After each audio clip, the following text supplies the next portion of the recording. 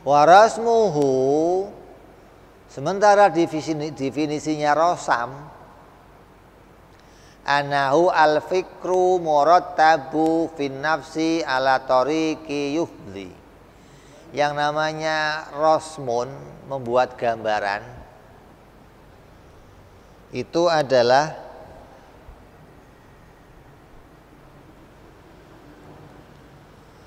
bahwa anahu, artinya kamu pengen diberitahukan sebuah definisi. Orang kalau ngasih definisi itu ada, atau di dalam ilmu mantek itu ada namanya takrif. Takrif itu dalam bahasa kita namanya definisi. Nah, takrif itu ada beberapa macam. Ada takrif rosam, ada takrif had, ada ada lagi takrif wasot, atau takrif yang nengah-nengahi. Maka di sini dikatakan rosam itu takrif atau definisi secara gambaran. Apa sih gambarannya mikir itu apa? Mikir itu anahu al-fikru murattab. Pemikiran itu adalah proses berpikir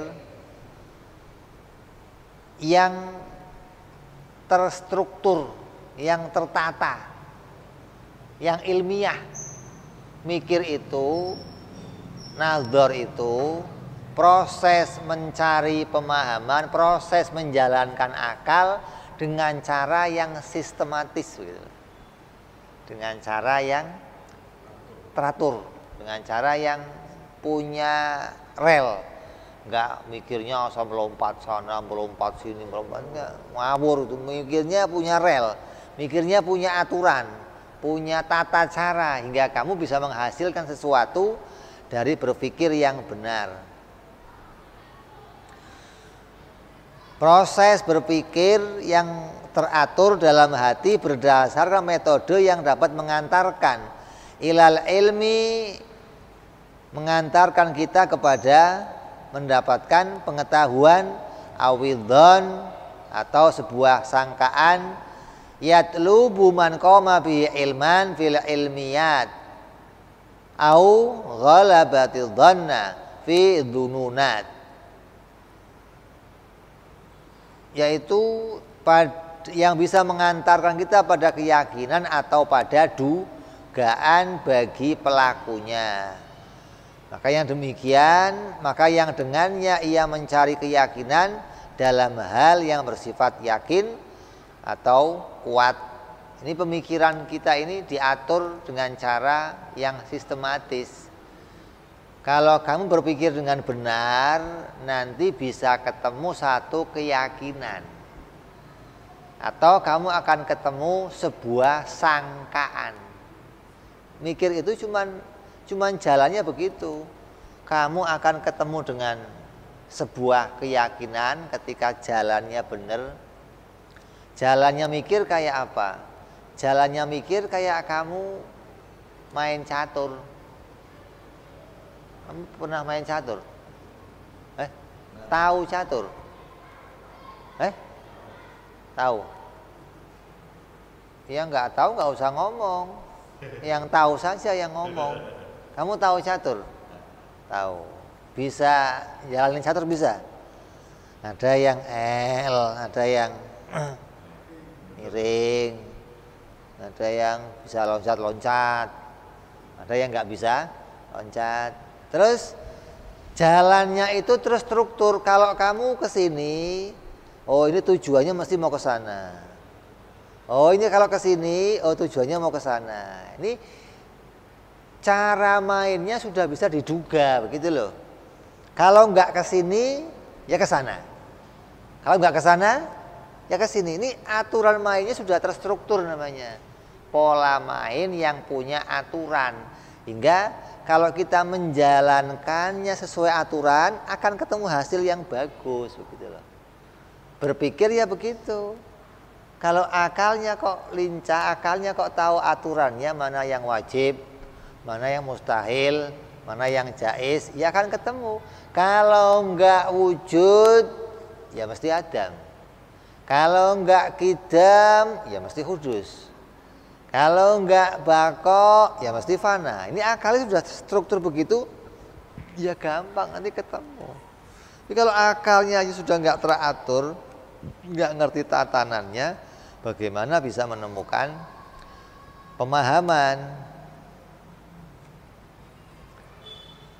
Jadi mikir itu adalah thoriqoh untuk menemukan ilmu atau jalannya tasdik, jalannya keyakinan, awidhon atau jalannya sangkaan. Yang mana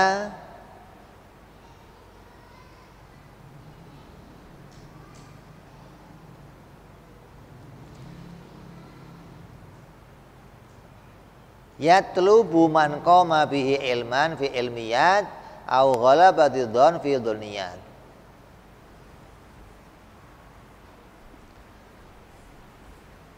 Kalau di dalam mantek itu ada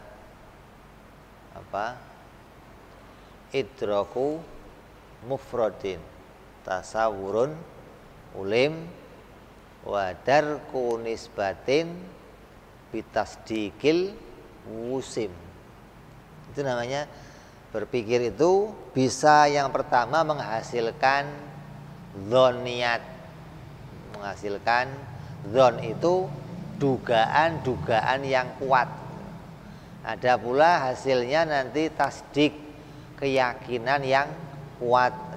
Dugaan yang kuat itu hasil berpikir, keyakinan juga hasil berpikir. Walau kana hadzal ilmu yahsulu daruratan la adraka dzalika jami'ul uqala. Apabila ilmu mengenal 50 aqaid ini bisa dijalani dengan jalan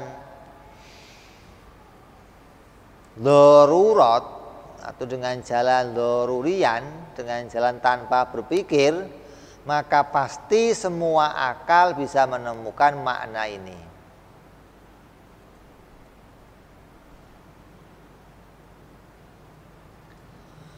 Au ilhaman, atau bisa dicapai dengan ilham, lawadha Allahu ta'ala dzalika fi qalbin, maka Allah akan meletakkan pemahaman itu di dalam hatinya seseorang.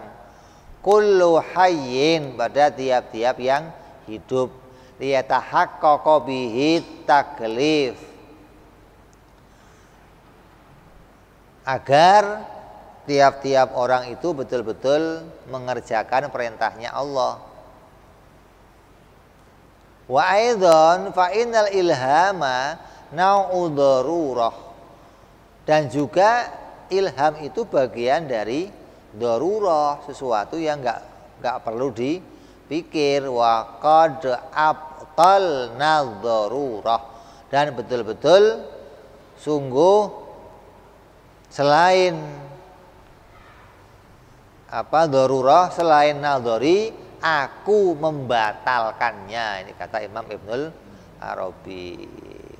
Jadi, mau itu pakai ilham, mau pakai Quran hadis, mau pakai ikut-ikutan, mau pakai nggak usah mikir. Kata Imam Ibnul Arabi, semuanya itu batal, tidak bisa menghadirkan ma'rifat, nggak bisa menghadirkan keyakinan. Sampai ilham aja disebut sampai bagian dari perkara doruri. Ilham itu kan nggak mikir. Kamu tidur, kamu tahu-tahu diberikan pemahaman atau petunjuk, kan nggak mikir. Bukan hasil dari berpikir. Kan dikatakan di sini, kalau ilham itu bisa menjadi jalan keluar, seseorang bisa ma'rifat, nanti semua orang diilhami sama Allah. Mau sambil wirid, mau sambil puasa, mau sambil apa, tahu-tahu keluar makrifat begitu loh maksudnya. Jadi ya makanya wali-wali itu atau orang-orang sufi tasawuf itu semuanya diberitakan bahwa mereka juga berpikir, mereka juga belajar walaupun dengan jalan yang singkat, walaupun belajarnya kamu nggak ngeliat, maksudnya begitu loh. Artinya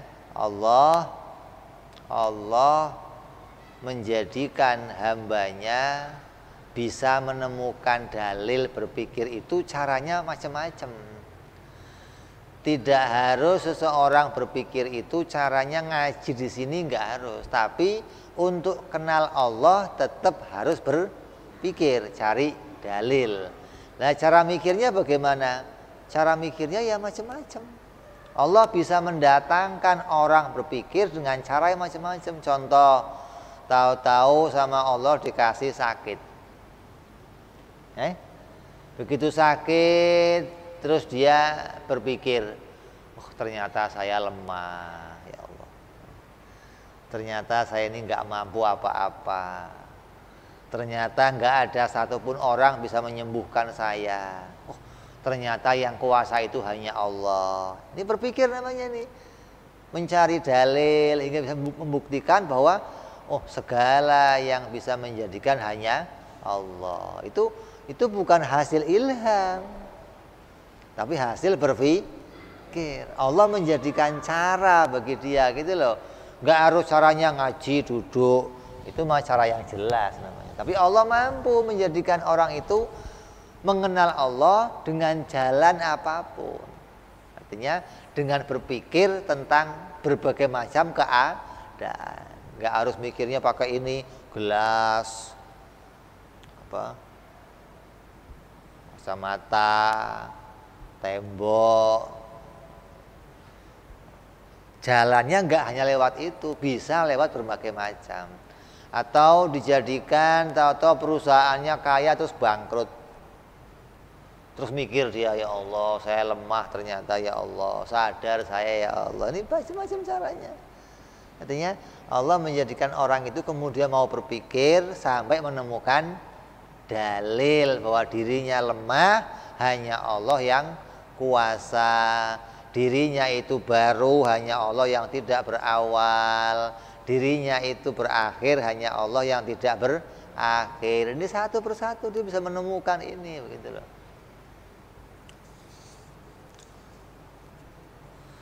Wala yasihu an yuqala annahu ta'ala yu'lamu bitaklid kama qala jama'atun minal mubtadi'ah. Maka jangan kamu katakan tidaklah sah bahwa Allah itu dikenal, Allah bisa diketahui, Allah dapat diyakini dengan jalan taklid sebagaimana pendapatnya orang-orang ahlil bid'ah. Li'annahu law 'urifa bitaklid lama kana qaulu wahidin minal mukallidin. Sebab andaikan Allah dapat diyakini dengan taklid, niscaya pendapat salah seorang yang ditakliti tidak lebih utama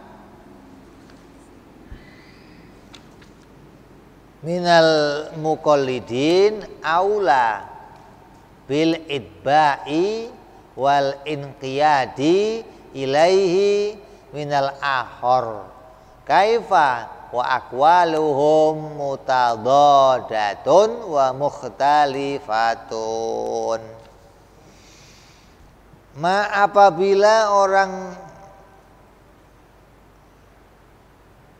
Apabila mengetahui Allah bisa dengan jalan taklid, niscaya maka pasti pendapat salah seorang yang taklid tidak akan lebih utama untuk diikuti dan dipatuhi daripada selainnya. Bagaimana pula sementara pendapat mereka berkesebalikan dan bertentangan. Orang yang ikut-ikutan, kalau memang ikut-ikutan itu bisa menghasilkan keyakinan, ikut-ikutan bisa menghasilkan kemantapan dan benar, maka seseorang yang taklid itu akan bisa cocok pendapatnya dengan orang yang lain. Tapi orang yang taklid ketika ketemu sama orang-orang ahlul ilmi, jawabannya nggak karuan. Jawabannya malah berkesebalikan.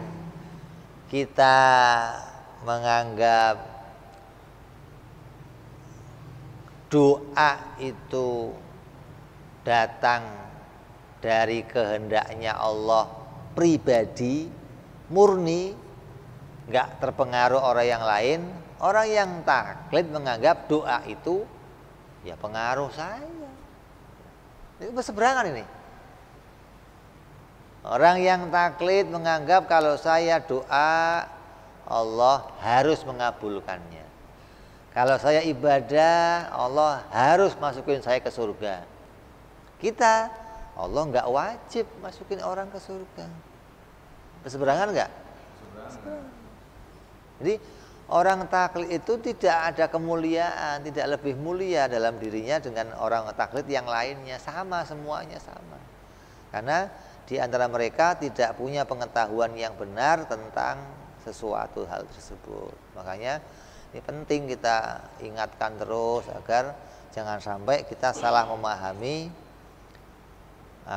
bahwa ada pendapat ulama yang kita benarkan. Oh, boleh aja iman taklid. Artinya kalaupun ada yang membolehkan iman taklid, maka pendapatnya itu diperselisihkan, bukan hasil kesepakatannya para ulama, bukan. Lah yang ulama sepakat bagaimana?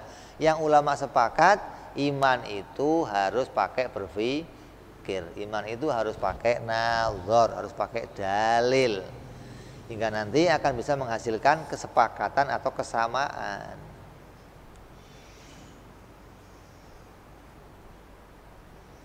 Jadi mikir itu ada metodenya, mikir itu ada aturannya, mikir itu ada caranya, sehingga bisa menghasilkan sesuatu yang benar.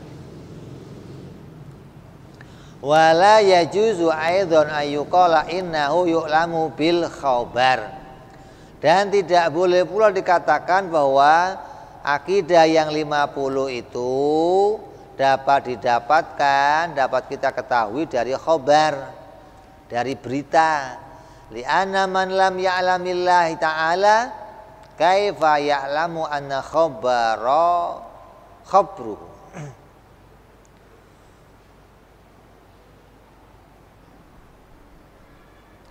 Sebab orang yang belum mengenal Allah, belum mengenal aqaid, bagaimana bisa meyakini bahwa suatu khabar itu merupakan khabar darinya? Ente kenal Allahnya saja belum. Terus bagaimana kamu punya pengetahuan kalau Quran ini dari Allah? Orang yang bisa yakin Quran dari Allah itu orang yang sudah kenal Allah, akan tahu oh ini kalamnya Allah. Gak mungkin ini kalamnya selain Allah. Tapi kalau kamu gak kenal Allah, kayak orang-orang Arab, oh itu Muhammad karangan kamu sendiri, mat. Banyak orang Arab yang tidak menerima kalau ucapan Nabi itu dari Allah. Kenapa? Karena dia nggak kenal Allah, dianggap kalam itu bukan kalam dari Allah. Makanya nggak bisa kalamnya Allah itu Quran hadis untuk kenal Allah, nggak bisa. Kamu kenal Allahnya aja belum, bagaimana mau yakin kalau kalam ini kalamnya Allah? Maksudnya kamu kenal Allah dulu, kamu yakin ma'rifat, baru kamu akan tahu oh ini Quran kalamnya Allah. Gitu loh.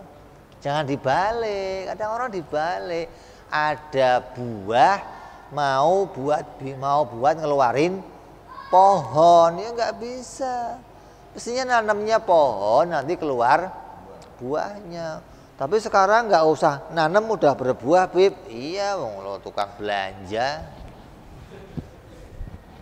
Ente kan modalnya modal taklid doang.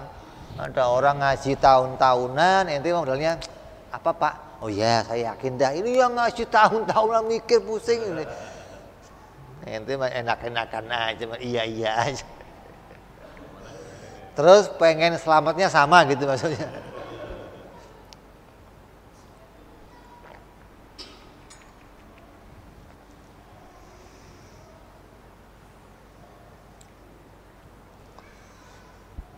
Fathabata anna tariqatun nadhar.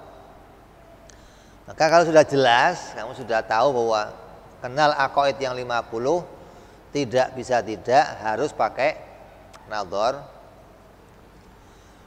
Fathabata anna tariqatun nadhar, bahwa sungguhnya jalannya untuk mencapai kepada keyakinan tentang Allah adalah dengan berpikir. Wa huwa awwalu wajibin ala mukallaf. Dan nadhar itu awal kewajiban bagi mukallaf. Bukan kenal Allah awal kewajibannya, tapi awal kewajibannya berpikir. Lah kok bisa? Sama begini, kamu disuruh membetulkan genteng. Coba Mas Toyo tolong betulin genteng. Yang pertama akan kamu kerjakan apa? Nyari tangga, bukan naik tembok, bukan betulin. Perintahnya betulin genteng, tapi pekerjaan pertama yang akan saya kerjakan apa? Nyari tangga. Loh, nyari tangga kan nggak ada perintahnya. Iya. Tapi saya nggak bisa betulin genteng kalau nggak pakai tangga, gitu loh. Perintahnya kenal Allah, tapi kewajiban pertama yang akan dikerjakan adalah mikir. Kenapa? Kamu nggak mungkin kenal Allah, nggak mungkin kenal aqaid yang 50 kalau nggak lewat mikir, gitu loh. Selain mikir apa? Selain mikir ya ikut-ikutan, pakai lewat ilham, bertapa, pengen dapat wangsit, lewat Quran hadis, atau ikut-ikutan katanya orang lain. Ini nggak bisa semua, nggak bisa. Artinya itu semua bukan jalan untuk kamu kenal Allah. Kamu mau tapa di hutan, kira-kira berapa tahun kamu kenal Allah? Kamu mau buka Quran hadis, kira-kira berapa tahun kamu kenal Allah? Kamu mau pakai pendapatnya orang lain, berapa lama kamu akan kenal Allah?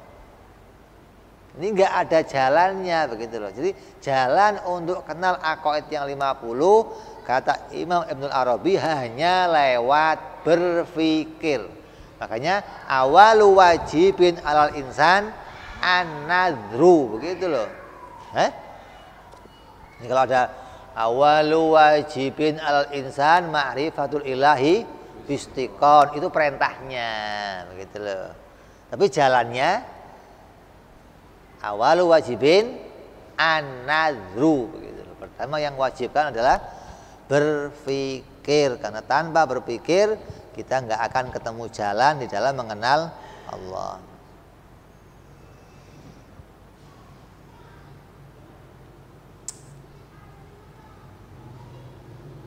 Wa huwa awalu wajibin ala mukallaf idil ma'rifatu awalu wajibat wala yahsulu illa bihi, dan tidak bisa kita menjalankan kewajiban ma'rifat kecuali lewat berpikir. Fa bi daruratin taqdimihi 'alaiha tathbutu lahu sifatul wujubi qablaha wa ijabul ma'rifati billahi ma'lumun min dinil ummati daruratan. Hal ini menjadi kewajiban pertama bagi mukallaf, sebab ma'rifat terhadap Allah merupakan kewajiban pertama yang tidak dapat dihasilkan kecuali lewat berpikir. Karena kepastian lebih dahulunya pemikiran daripada makrifat. Jadi berpikir itu lebih dulu dari makrifat, makan lebih dulu dari kenyang gitu.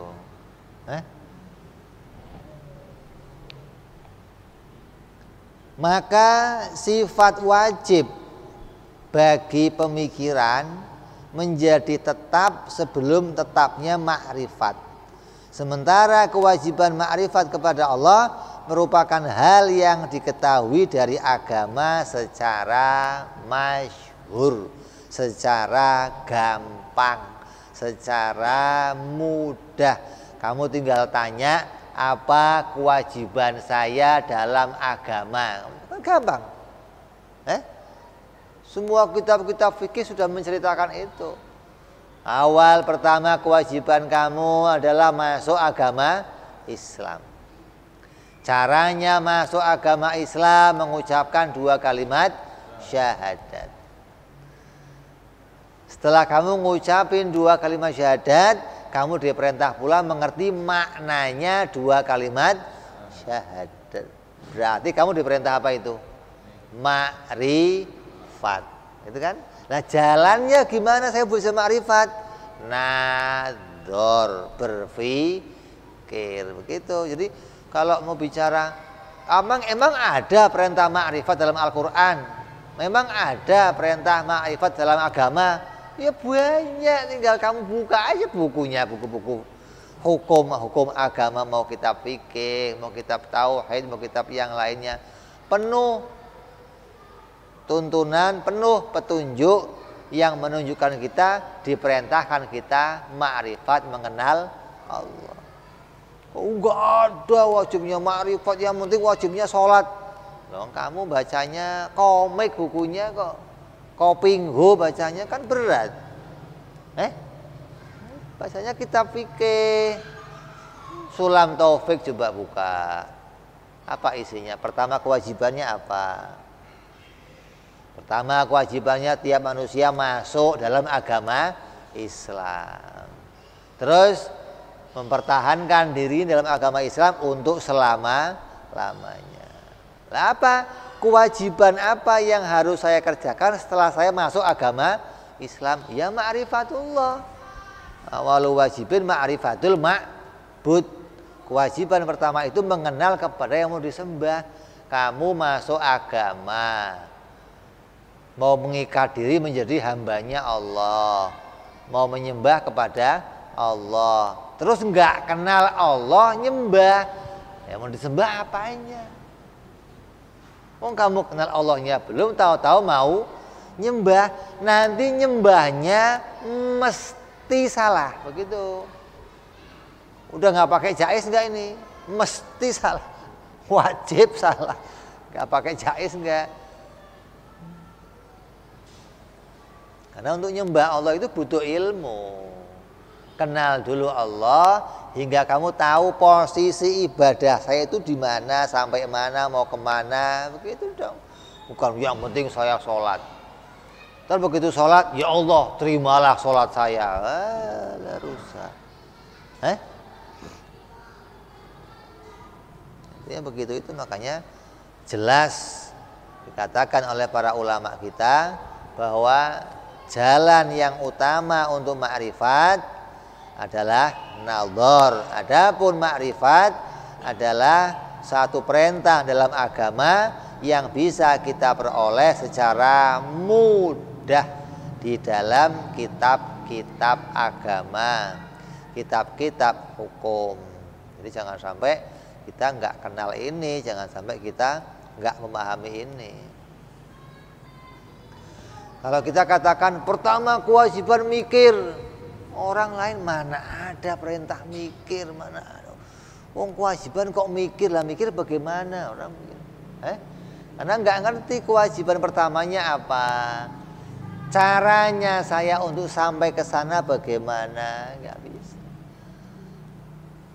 Jadi kita harus jelas, kita harus konsekuen, kita harus tahu asal usulnya, bahwa kalau saya memang lagi bodoh, saya dalam keadaan nggak mengenal agama, ya belajar secara benar. Oh, kewajiban saya yang pertama adalah masuk agama Islam. Sudah, saya sudah masuk agama Islam. Gimana caranya? Ya ngikutin orang tua aja. Ya itu bukan masuk agama Islam namanya. Masuk agama Islam itu caranya mengucapkan 2 kalimat syahadat, baru kamu masuk agama Islam. Terus nggak cuma ngucapin, juga diperintah mengerti maknanya 2 kalimat syahadat. Ini maknanya 2 kalimat syahadat bisa kita peroleh yang sampai membawa kita menjadi orang yang makrifat. Lah caranya untuk ke sana hanya dengan berpikir atau mencari dalil. Berpikir itu perlu belajar. Manusia itu punya otak sejak lahir, sudah punya otak. Tapi ketika dia dewasa, dia butuh cara untuk berpikir dengan baik. Berpikir yang sesuai thoriqatul ahli sunnah wal jamaah. Jangan berpikirnya kayak filsafat. Filsafat juga mikir, kamu kira filsafat nggak mikir? Sampai otaknya pada botak semua begitu, profesor itu mikir mereka, tapi jalan pikirannya nggak menghasilkan ke sini. Apa? Berpikirnya mereka mikir untuk mendapatkan prestasi, mikir untuk mendapatkan pujian, mikir untuk mendapatkan sebuah kesimpulan, tapi tidak bisa menyimpulkan bahwa mikir itu untuk bisa menemukan kepada kebenaran adanya pencipta. Enggak ke arah itu berpikirnya mereka. Berpikir bukan untuk menjadi dalil. Nah, kalau kita kan berpikir untuk menjadi dalil.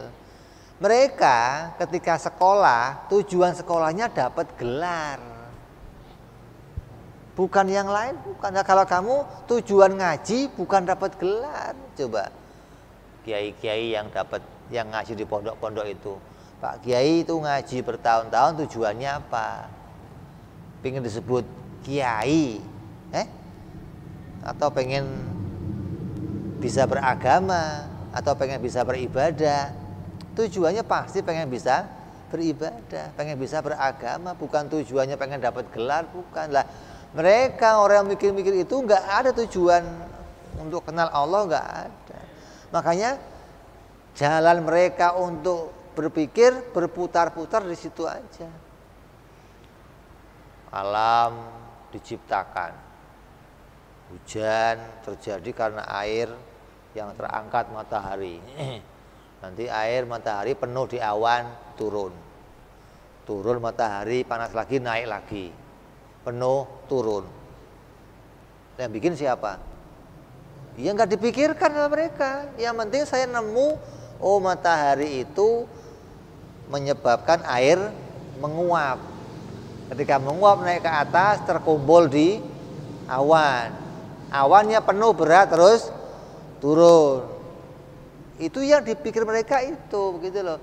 Nggak pernah mikir, lah ini yang menggerakkan ini semua siapa, itu nggak pernah mikir. Batu saya lempar ke atas, jatuh. Kenapa? Oh, gravitasi. Tuhan mana? Gak pernah ketemu. Gitu loh. Nah ini mikirnya begini, ini gak menghasilkan mengenal Allah. Hingga kamu berpikir itu harus ada caranya, ada metodenya, ada tuntunannya. Makanya ulama kita bikin kitab-kitab tauhid agar kita belajar dituntun caranya mengenal Allah Subhanahu wa ta'ala.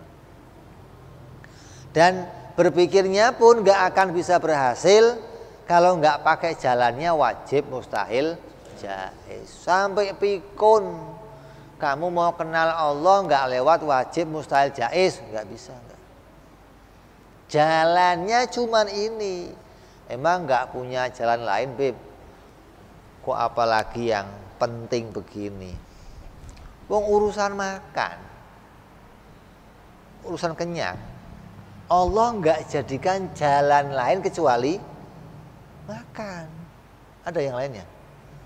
Coba, saya pengen kenyang selain lewat ada jalannya. Ada nggak? Pengen kenyang selain lewat makan, ada nggak jalannya? Infus, bisa nggak? Infus kenyang nggak itu?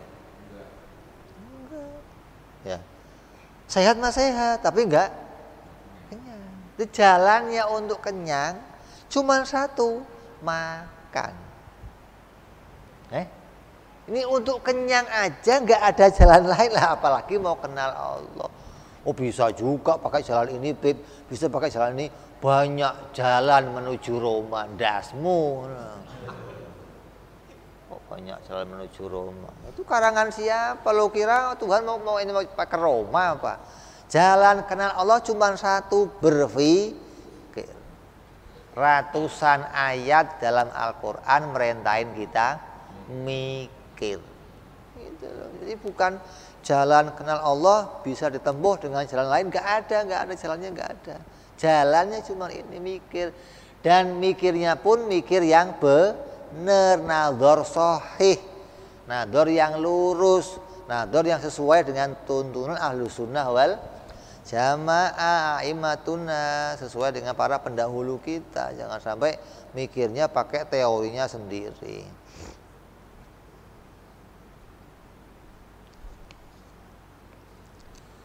Terus faslun wa ma'ana naqulu anal ma'rifata wajibatun wa anna nadhara wusulu ilaiha wajibun fa inna ba'dha ashabina yaqulu anna man i'taqada fi rabbih ta'ala al-haqq wa ta'allaqa bil i'tiqaduhu al wajhi sahih fi sifatihi fa innahu mu'minun muwahhidun.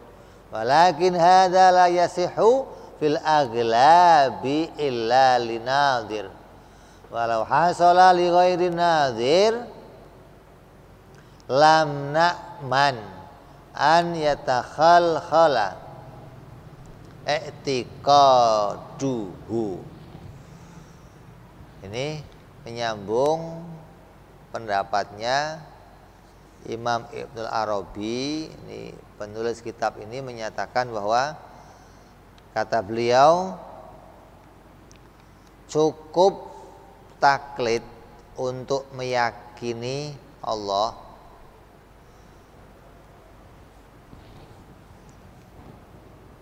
ada pendapat ulama yang mengatakan taklid itu cukup. Orang boleh taklid, orang yang taklid sah imannya, kata sebagian ulama. Maka kata beliau musannif kitab, di saat aku berpendapat ana naqulu anal ma'rifat, bahwasanya ma'rifat itu adalah anal ma'rifata wajibun, adalah perkara yang wajib. Wa ana nadhar, adapun nadhar usulu ilaiha, adalah jalan untuk sampai kepadanya dan dia juga wajib. Sesuatu yang bergantung pada yang wajib itu hukumnya wajib. Fa inna ba'dha ashabina, sebagian dari ulama-ulama Asy'ariyah, mereka berpendapat yaqulu anna man i'taqada, siapa yang meyakini fi rabbihi ta'ala, kepada Allah subhanahu wa ta'ala, al-haqqa,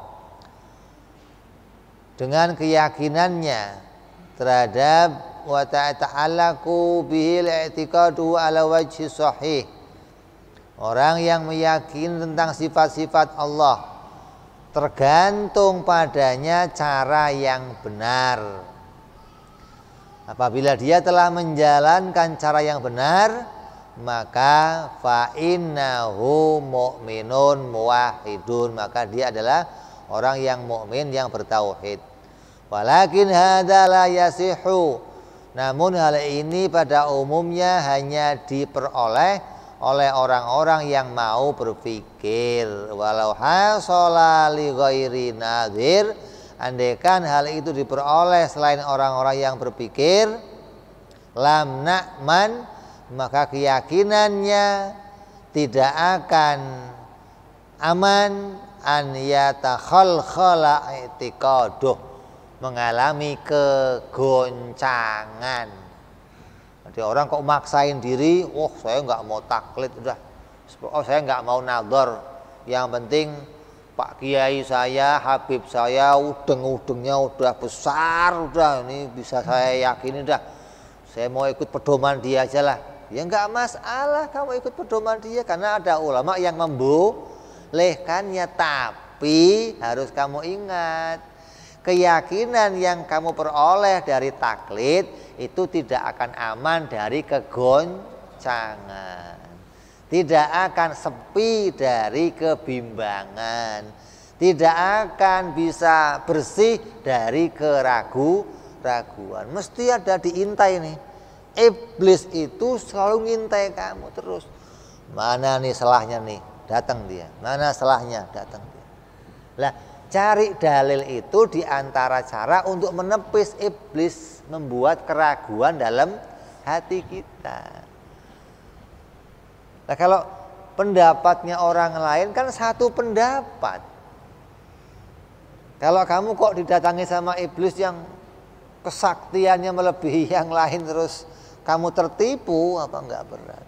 Emang ada Beb? Oh, banyak orang-orang yang tertipu sama godaannya iblis, banyak. Zaman Tuan Syekh Abdul Qadir Jailani radhiyallahu an, sampai dikatakan bahwa didatangi beliau oleh cahaya, yang kemudian cahaya itu mengatakan, saya Tuhan kamu. Mulai sekarang saya bebaskan aturan-aturan saya untuk kamu. Perintah-perintah yang sudah saya perintahkan bebas untuk kamu. Kalau datangnya ke kamu, oh cepet, makasih Allah, makasih Allah, makasih. Masya Allah.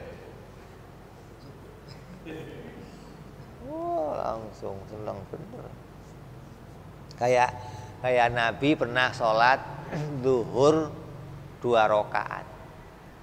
Zuhur biasanya berapa? 4. Tiba-tiba Nabi ketika ada makmumnya banyak, sholatnya 2 rakaat. Habis itu salam wiritan, keluar pulang. Sahabat bingung ini kenapa? Sebagian, alhamdulillah sekarang dikurangi 2 loh. Untung loh. Sebagian. Sahabat Abu Bakar, Umar mau negor bagaimana? Enggak ditegur, kok cuma 2 rakaat. Ada satu sahabat namanya Dzuliyadain. Perlu sahabat-sahabat yang rada-rada itu udah perlu. Ya Rasul, ini tadi digosor apa? Lupa ya Rasul. Cemplang-cemplung orangnya memang. Ya Rasulullah, am kosorta am nasita ya Rasul. Tadi kamu peringkes atau engkau lupa ya Rasulullah? Kullu dzalika lam ya, kok enggak dua-duanya? Nabi balik nanya, betul ya? Betul ya Rasul? Betul. Ke depan nambah 2 rakaat lagi. Oh, saya kira dikurangin. Yang lain udah senang. Saya kira dikurangin jadi 2 rakaat. Kalau kamu seneng ya begitu. Lah sahabat yang gede-gede ini kan kok sudah dikurangin 2 rakaat. Sama kayak ini. Jadi kalau orang kok sudah imannya taklid, itu enggak akan sepi dari keraguan. Apalagi kok iblis datang bisiin kamu, sekarang bebas. Wah, langsung kokok besok kasih orang semua. Saya udah gak kepake sholat lagi. Sarung-sarungnya buat kamu semua. Dah, kenapa? Saya bebas, sudah gak usah. Ini bahaya. Ini jangan sampai kita memberi kesempatan iblis untuk meragukan hati kita. Kamu harus punya keyakinan kuat. Ini jalan saya. Makanya dikatakan kemarin kan, orang yang punya himmah, cita-cita yang kuat, pingin selamat di akhirat, gak akan rela dirinya terjerumus pada keraguan. Gak akan rela dirinya itu diperselisihkan.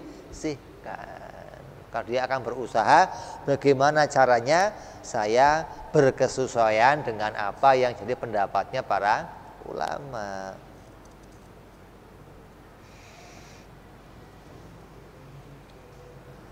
Fala buddha indana, maka menurutku kata musannif kitab, aya'lama kulla mas'alatin, maka seorang itu harus mengetahui setiap permasalahan min masailil i'tiqad, yang berkaitan dengan masalah-masalah i'tiqad bidalilin wahidin, dengan mempunyai dalil, walaupun cuma satu dalil. Yang penting kamu harus punya dalil. Jangan sampai keyakinan kamu urusan i'tiqad ini tidak didasari punya dalil. Wala yanfa'uhu i'tiqaduhu illa ayasdura an dalili ilmu.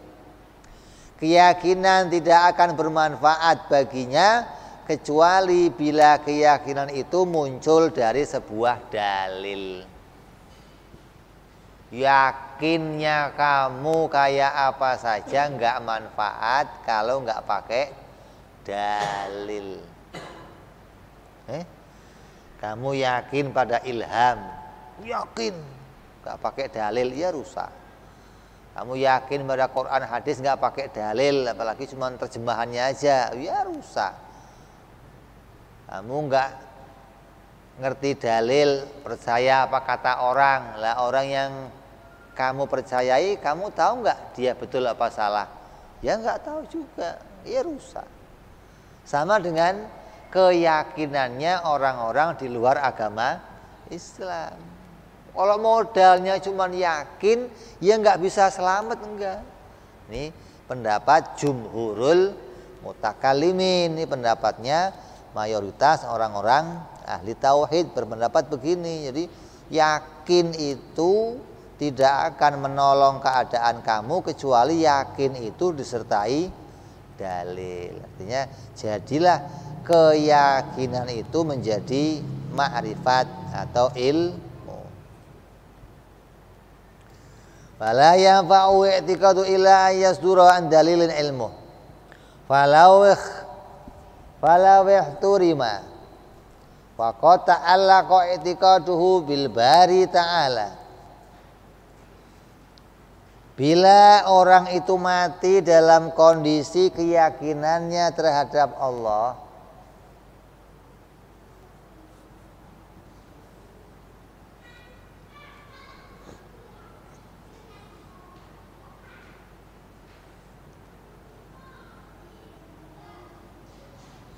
falau ikhturima wa qad ta'allaqa i'tiqaduhu bil bari ta'ala kama yanbaghi wa ajaza anin nadhar faqala jama'atun minhum innahu yakunu mu'minan. Dalam kondisi keyakinan terhadap Allah selamat sebagaimana mestinya dan tidak mampu melakukan pemikiran, maka sebagian ulama Asy'ariyah berpendapat bahwa dia adalah seorang mukmin. Wa in tamakkana minan nadhar, bila ia mampu melakukan pemikiran, walam yandur, dan dia enggak mau nadhar, qala Ustadu Abu Ishaq Al-Asfarani, maka dikatakan oleh Syekh Abu Ishaq Al-Asfarani, yakunu mu'minan asyan, dia termasuk mukmin yang maksiat bitarkin nadhar, dengan meninggalkan nadhar, berpikir kepada Allah. Wa bana'u ala asli Syekh Abi Hasan, dan pendapat ini dibangun oleh ajaran Imam Abu Hasan Al-Asy'ari.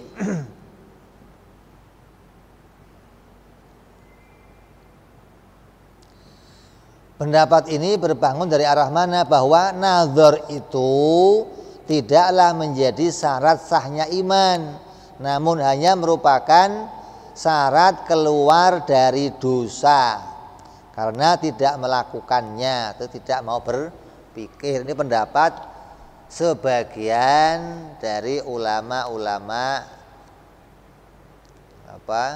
Asy'ariyah, tapi sebagian lagi tidak demikian pendapatnya. Wa amma kaunu mu'minan ma'al ajzi wal ikhtirami fa dhahirun insyaallah taala. Adapun pernyataan Abu Ishaq bahwa orang yang telah mukmin bila tidak mampu melakukan nadhar dan dia mati, maka jelas benarnya insyaallah.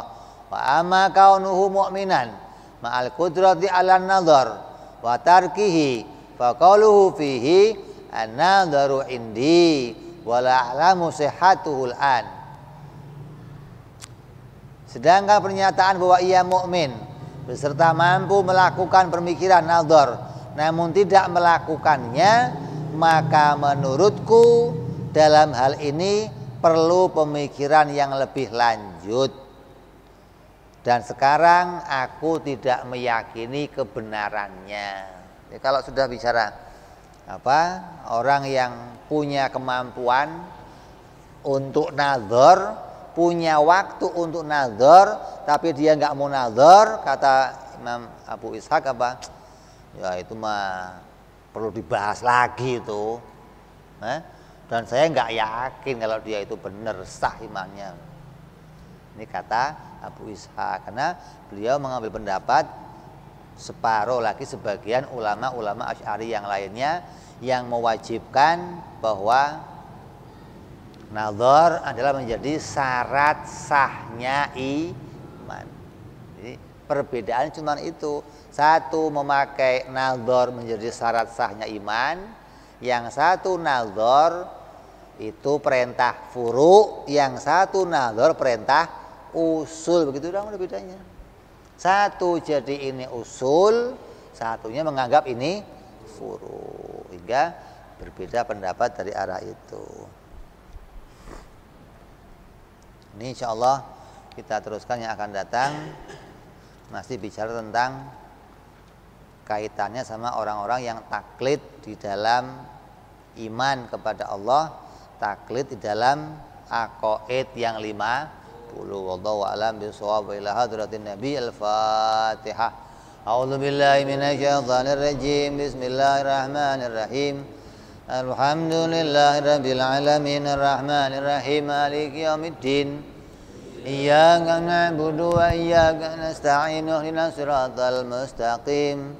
Siratal ladzina an'amta 'alaihim ghairil maghdubi 'alaihim waladdallin. Amin. Ya Rabbana i'tarafna bi anana i'tarafna wa anana asrafna ala ladha ashrafna wa tub alaina taubata ghusli kulli hauba wastur lana aurati wa amini rawati waghfir li walidina rabbi wa mauludina wal ali wal ihwani wa sairil hilani wa kulli dhi mahabbah au jiratin au suhbah wal muslimina ajma' amin rabbi isma' fadlan wa judan manna la biktisabi minna